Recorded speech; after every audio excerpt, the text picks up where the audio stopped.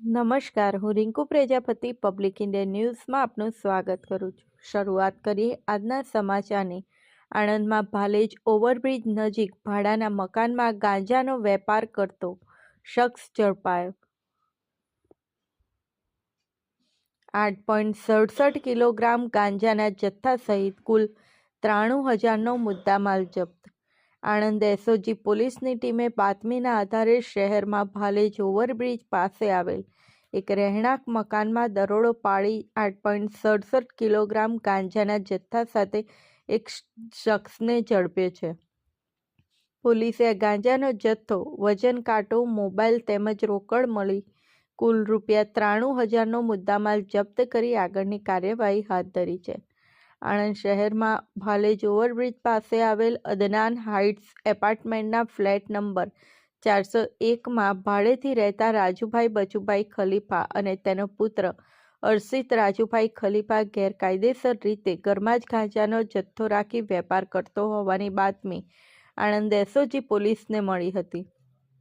જેથી પોલીસની ટીમે ગતરાત્રે બાતમી મુજબના મકાનમાં દરોડો પાડી રાજુભાઈ બચુભાઈ ખલીફાની અટકાયત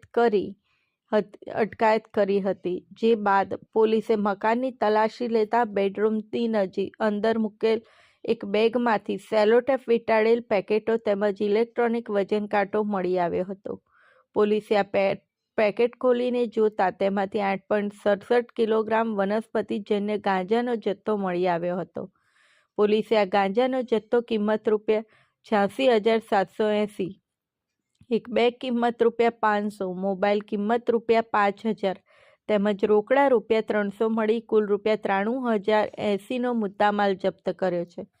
પોલીસે આ ગાંજાના જથ્થા બાબતે પકડાયેલ રાજુભાઈ ખલીફાની પૂછપરછ કરતા તે આ ગાંજાનો જથ્થો ઓરિસ્સા ખાતેથી ટ્રેનમાં લાવી પોતાના પુત્ર અર્શિત રાજુભાઈ ખલીફા સાથે મળી છૂટકમાં વેચાણ કરતો હોવાનું કબૂલ્યું હતું.